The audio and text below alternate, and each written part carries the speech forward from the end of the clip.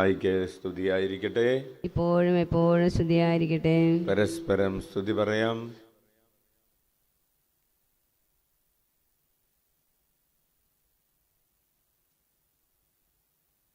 Praise the Lord. Praise the Lord. Hallelujah.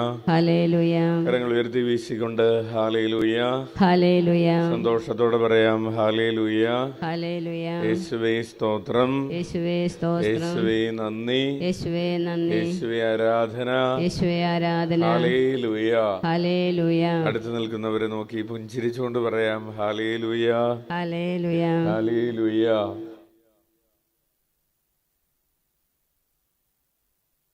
പ്രിയപ്പെട്ടവരെ, ഇന്നത്തെ ചോദ്യം,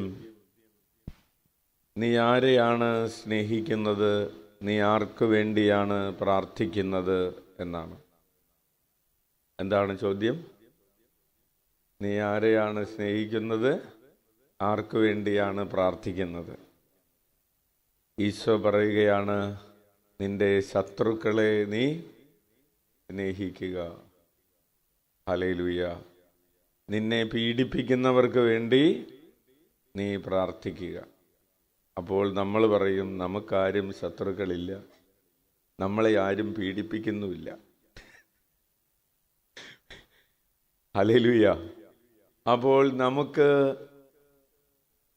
ഈശോ പറയാണ്, അതുകൊണ്ടാണ് ഫ്രാൻസിസ് പാപ്പ പറഞ്ഞത്, ഈശോയിൽ വിശ്വസിക്കുക എന്ന് പറയുന്നത് എളുപ്പമുള്ള കാര്യമാണ്. പക്ഷേ ഈശോയെ അടുത്ത് അനുകരിക്കുക, ഈശോയോട് ചേർന്ന് നിൽക്കുക എന്ന് പറയുന്നത് പ്രയാസമുള്ള കാര്യമാണ്.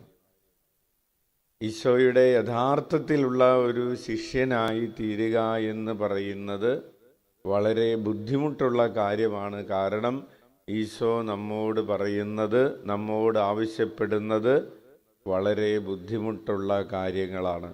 നമുക്ക് ചെയ്യാൻ നമ്മുടെ സ്വാഭാവിക ഗുണമനുസരിച്ച്, നാച്ചുറൽ ഇൻസ്റ്റിങ്ക്റ്റ് അനുസരിച്ച് ചെയ്യാൻ പ്രയാസമുള്ള കാര്യങ്ങളാണ്. ഇപ്പോൾ ഇസ്രായേലിൻ്റെ ഭാഗത്തുള്ള ആളുകൾക്ക് ഇറാനിൽ മിസൈൽ വീഴുമ്പോൾ എന്താണ്? സന്തോഷമാണ്. ഇറാന്റെ ഭാഗത്ത് നിൽക്കുന്ന ആളുകൾക്ക് ഇസ്രായേലിൽ നഷ്ടങ്ങളുണ്ടായി എന്ന് കാണുമ്പോൾ എന്താണ്? എന്തോ ഒരു ഉള്ളിൻ്റെ ഉള്ളിലൊരു സന്തോഷം. ഇത് എവിടെ നിന്ന് വരുന്ന സന്തോഷമാണ്? അതാണ് ചോദിക്കുന്നത്. ഇത് ഈശോയിൽ നിന്ന് വരുന്ന സന്തോഷമാണോ, അല്ലെങ്കിൽ വേറെ എവിടെ നിന്നെങ്കിലും വരുന്ന സന്തോഷമാണോ? അപ്പോൾ ഈശോ നമ്മയോട് പറയുകയാണ്, നിങ്ങളുടെ ശത്രുക്കളെ നിങ്ങൾ സ്നേഹിക്കുക. സ്നേഹിക്കുക എന്ന് പറഞ്ഞാൽ, നമ്മുടെ ശത്രുവിന് ഒരു പ്രയാസമുണ്ടായി എന്ന് കാണുമ്പോൾ നമ്മൾ അറിയാതെ ഉള്ളിൻ്റെ ഉള്ളിൽ, പുറത്ത് കാണിച്ചില്ലെങ്കിലും അത് നന്നായി എന്ന് നമുക്ക് തോന്നുന്നത് എന്തുകൊണ്ടാണ്? ശത്രുവിനോട് നമുക്ക് സ്നേഹമില്ലാത്തത് കൊണ്ടാണ്. അപ്പോൾ ഈശോ നമ്മളോട് ഇന്ന് ഏൽപ്പിക്കുന്ന ഉത്തരവാദിത്വം എന്ന് പറയുന്നത്, ദൈവം നമ്മളെ ഒരു റെസ്പോൺസിബിലിറ്റി ഏൽപ്പിക്കുകയാണ്. എന്താണത്? നിനക്ക് ശത്രുവിനെ സ്നേഹിക്കുക, നിന്നെ ഉപദ്രവിക്കുന്നവർക്ക് വേണ്ടി പ്രാർത്ഥിക്കുക. അപ്പോൾ നമ്മൾ ചോദിക്കും, ഇതൊക്കെ ചെയ്താൽ ഞങ്ങൾക്ക് എന്ത് കിട്ടും? ഇത്രയും കഷ്ടപ്പെട്ട് ഇതൊക്കെ ചെയ്താൽ ഞങ്ങൾക്ക് എന്ത് കിട്ടും? ഈശോ പറയുകയാണ്, നിങ്ങൾ ദൈവത്തെ പോലെയാകും. കാരണം ദൈവത്തിൻ്റെ സ്വഭാവം എങ്ങനെയാണ്? ദുഷ്ടരുടെ മേലും ശിഷ്ടരുടെ മേലും സൂര്യനെ ഉദിപ്പിക്കുകയും മഴ പെയ്യിപ്പിക്കുകയും ചെയ്യുന്ന ദൈവത്തിൻ്റെ സ്വഭാവം നിങ്ങൾക്കും ലഭിക്കും. അപ്പോൾ നമ്മൾ മറ്റുള്ളവരോട് ക്ഷമിക്കുമ്പോൾ നമ്മൾ ആരെ പോലെ ആയിത്തീരുകയാണ്? ഈശോയെ പോലെ ആയിത്തീരുകയാണ്, ദൈവത്തെ പോലെ ആയിത്തീരുകയാണ്. കൈയടിച്ച് കർത്താവിന് നന്ദി പറയാം. അപ്പോൾ ഓരോ ദിവ്യബലിയിലും സംഭവിക്കുന്നത്, നമ്മിൽ സംഭവിക്കുന്നത് എന്താണ് എന്ന് ചോദിച്ചാൽ അതിൻ്റെ ഉത്തരം ഇതാണ്. ഓരോ ദിവ്യബലിയിലും നമ്മൾ കൂടുതൽ ഈശോയെ പോലെ ആയിത്തീരുകയാണ്. അച്ഛൻ ഇപ്പോൾ വായിച്ചു കൊണ്ടിരിക്കുന്ന ഒരു പുസ്തകത്തിൽ ഈശോ ഒരു വൈദികന് നൽകുന്ന ദർശനത്തെക്കുറിച്ചുള്ള, ഒരു വൈദികനോട് ഈശോ സംസാരിച്ച ഒരു പുസ്തകമാണ്.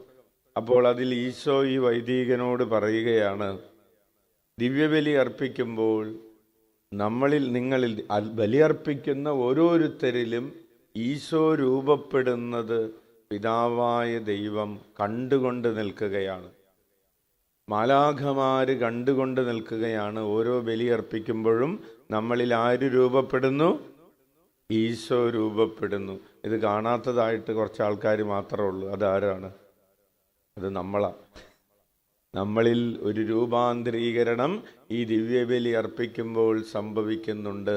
നമ്മൾ ഈശോയെ പോലെ ശത്രുക്കളെ സ്നേഹിക്കുന്നവരും പീഡിപ്പിക്കുന്നവർക്ക് വേണ്ടി പ്രാർത്ഥിക്കുന്നവരും ആയിത്തീരുകയാണ്. നമുക്ക് കണ്ണുകളടച്ച് കരങ്ങൾ കൂപ്പി ഈശോയുടെ ഈ വലിയ ഡിമാൻഡ്, ഈശോ നമ്മെ ഏൽപ്പിച്ചിരിക്കുന്ന ഈ വലിയ ഉത്തരവാദിത്വം ഹൃദയത്തിൽ ഏറ്റെടുത്തുകൊണ്ട് കൂടുതൽ സന്തോഷത്തോടുകൂടെ, കൂടുതൽ സ്നേഹത്തോടുകൂടെ മാനവകുലം മുഴുവനെയും ഹൃദയത്തിൽ ഏറ്റെടുക്കാൻ പറ്റുന്ന ഹൃദയവിശാലതയോടെ ജീവിക്കാൻ നമുക്ക് ആഗ്രഹിച്ച് പ്രാർത്ഥിക്കാം. നമ്മുടെ അനുദിന ജീവിതത്തിൽ ശത്രുക്കളെ സ്നേഹിക്കാൻ കഴിയാതെ പോയ സമയങ്ങളെ ഓർത്ത്, നമ്മെ ദ്രോഹിച്ചവർക്ക് വേണ്ടി പ്രാർത്ഥിക്കുവാൻ പരാജയപ്പെട്ടു പോയ സമയങ്ങളെ ഓർത്ത് അനുതപിച്ചുകൊണ്ട് കരങ്ങൾ ഉയർത്തി 21 പ്രാവശ്യം യേശുനാമം വിളിച്ച് നമുക്ക് പാപപരിഹാരം ചെയ്യാം. ഈശോയേ ഈശോയേ ഈശോയേ ഈശോയേ ഈശോയേ ഈശോയേ